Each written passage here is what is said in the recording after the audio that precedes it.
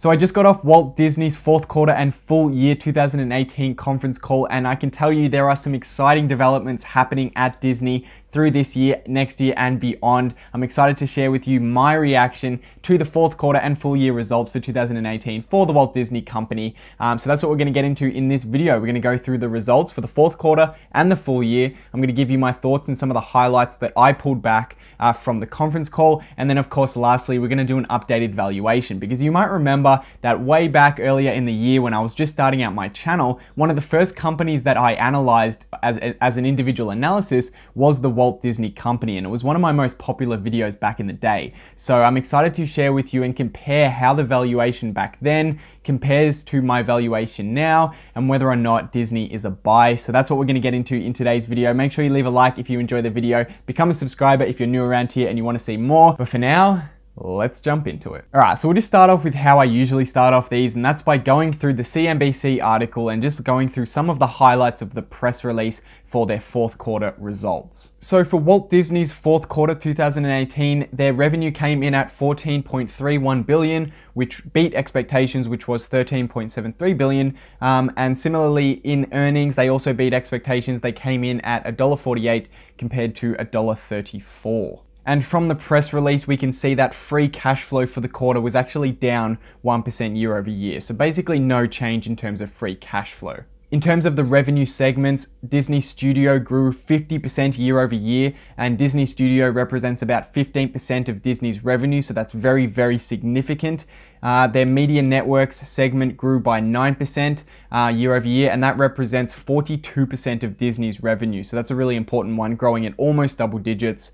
As well, also growing at 9% was Parks and Resorts year over year, and they represent 35% of Disney's revenue. So again, that's great. And lastly, consumer products actually dropped 8% for the quarter, although consumer products only represent about 8% of Disney's revenue. So it's not a significant component that's falling in revenue. So Disney is definitely still growing at such a high rate, which is pretty amazing for a company of its size. I think Disney has a market cap of somewhere near $200 billion, and they're doing, $13-14 billion per quarter in revenue, which is pretty insane. In terms of revenue, they're still growing at double digits, at least for the fourth quarter. They grew at 12% year over year. In terms of EPS, they grew at 37%, which is pretty insane. So that means that they're doing a really good job at reducing those costs associated with bringing in that revenue, which means that even though revenue is only growing at 12%, and I say only 12%, that's still incredible, but they're able to have revenue growth of 12%, and they're able to have their bottom line grow at 37%, which is really, really impressive. So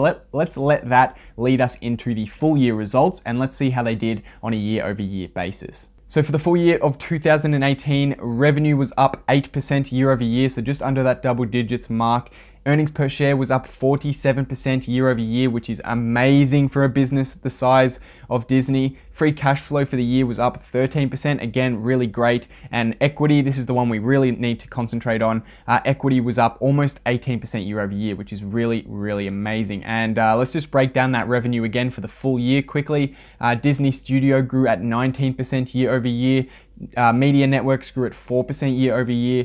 Parks and Resorts grew at 10% year over year, and consumer products dropped 4% year over year. So that EPS growth for the full year has just absolutely blown me away. That really does bring down the valuation of Disney, because if you've been tracking Disney's stock price, it really hasn't moved too much in the last year. It's sort of bounced between about $90 and $115 per share. So the stock price has probably moved maybe in the 10 to 15% range if you got it right at the bottom of that range and rode it all the way up to the top. But in terms of their earnings have grown 50%. So that definitely means that while the price has risen a little bit, their earnings have risen quite a lot, which brings down that overall valuation. So speaking of valuation, let's let that lead us into looking at the growth numbers now, because of course now we've got the 2018 numbers for Disney. We can add that to our spreadsheet, which you can get access via the link in the description below if you want access to the spreadsheet.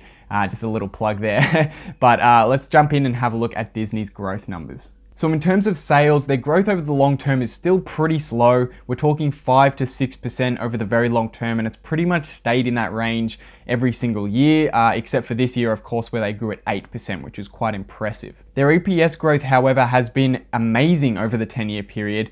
They've done an exceptional job at maintaining a high rate of growth on their EPS, 19% over the long term. Then we've got 19% over 7 years, 20% over 5 years, 20% over 3 years, and this year they did that whopping 47%. In terms of equity, a similar story to sales growth. It's been about 5% over the long term, which is not a really good sign because we like to see that equity is growing at 10+%. In the last year, they were able to grow it at 17%, which is excellent. However, over the long term, it's still quite disappointing that they haven't been able to compound their equity at a higher rate.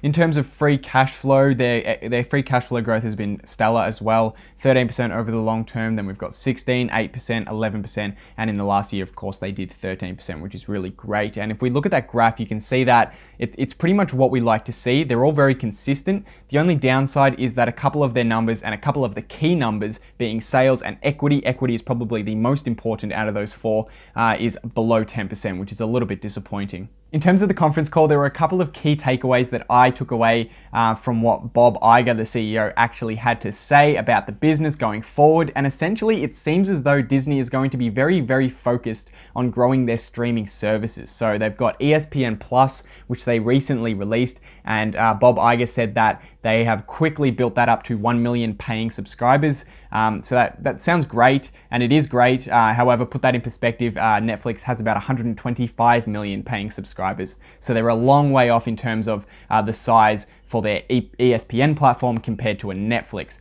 Next year, late next year, they're going to be bringing out Disney Plus, which is their new streaming service, which is going to compete directly with Netflix. So it'll be interesting to see how quickly they're able to grow Disney Plus and whether they'll be able to get it anywhere near the size that Disney has, where they have over 100 million paying subscribers. Then, of course, with the acquisition of 20th Century Fox, they now have a 60% stake in Hulu, which is another streaming service. So they have a lot of interest and they're going to be investing heavily in these areas. They're going to be keeping the three separate. So they're going to have the ESPN Plus, then they'll have the Disney Plus, which will have a Marvel channel and a number of different channels embedded in it. And then they're going to separately also have the Hulu channel. For all three of these, they're working on original content. So they're working on original content such as a Monsters, Inc. series and a number of other series related to the Disney platform. And there's also going to be some really interesting docu-series of behind the scenes into the creation of Disney films and that sort of thing. I think there was even one about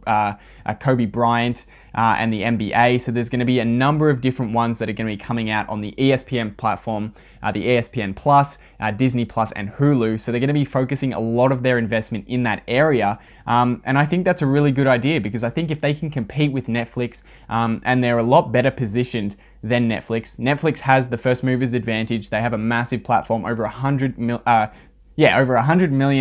paying subscribers. But the thing about Netflix is that they're taking on so much debt to maintain that lead. They're spending tens of billions of dollars on original content, and that is all being funded by debt, basically.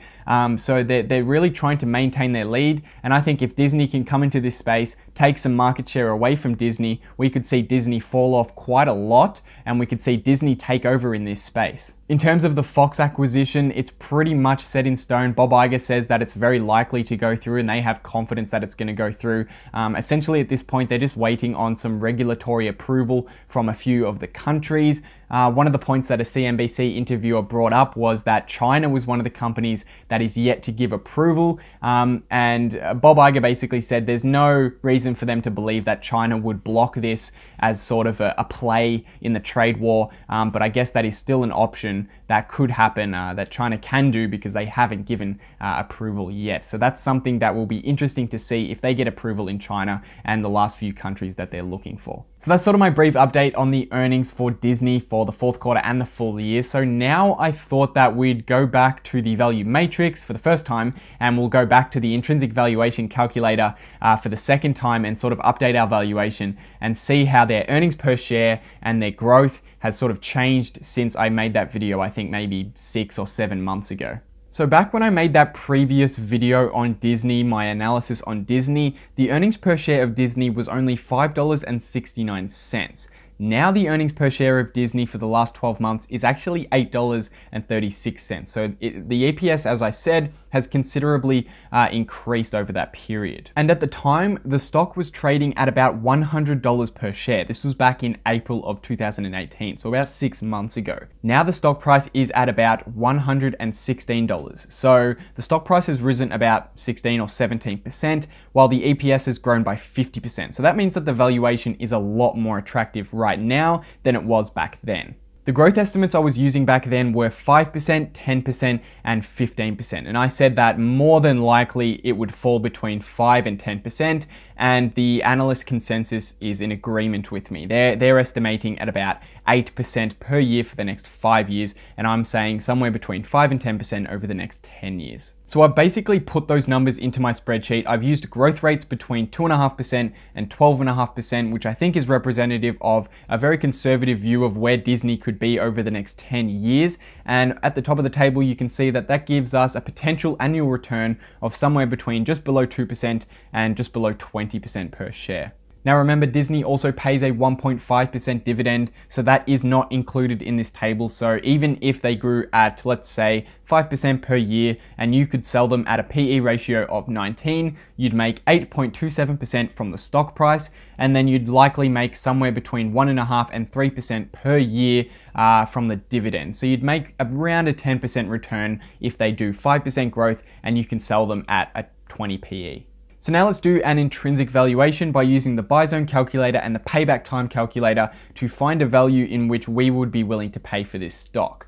So first of all, you might notice that over on the left under required rate of return, I've only got it at 13%, where normally or as default, it's at 15%. And the reason for this is because I'm anticipating that we're going to be able to make at least a 2% dividend per year from Disney for the next 10 years. They're currently paying a 1.5% dividend, and I anticipate that over the next 10 years, they will continue to increase that dividend as they have in the past. And as an average over those 10 years, there will be a 2% dividend. So that means that we're going to try and get 2% from the dividend and then 13% from the stock price appreciating. And as a total, that'll give us our 15%.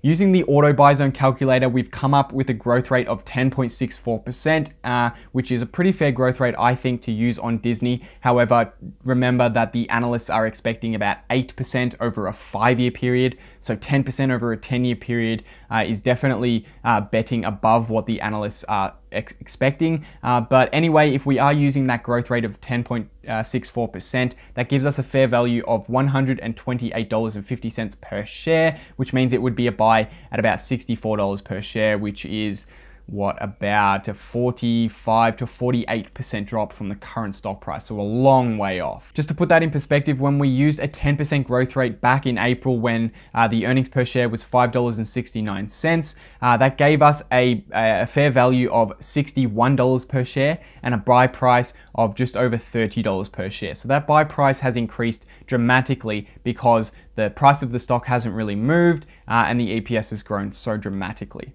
However, of course, I always like to do a manual buy zone calculator, and I've entered in that 8% growth rate that analysts are expecting. However, I've extended that 8% over a 10-year period instead of a 5 because I generally look over 10 years when investing in stocks. That gives us a fair value of $101 per share, which means that with the current stock price being 116, it's actually overvalued if you think that it can grow at 8%, and that would mean that the buy price would be at about $50 per share, which means it would need to fall about 55% in order for it to be a buy. And lastly, we've got this payback time calculator. Now, when I released this payback time calculator in the video earlier, because I'm not very skilled on Excel and spreadsheets, I really couldn't find the formula to do this properly, but luckily a viewer has helped me out and given me the formulas needed in order to make this a really effective payback time calculator that mimics the one that Phil Town uses. So thank you very much to the person out there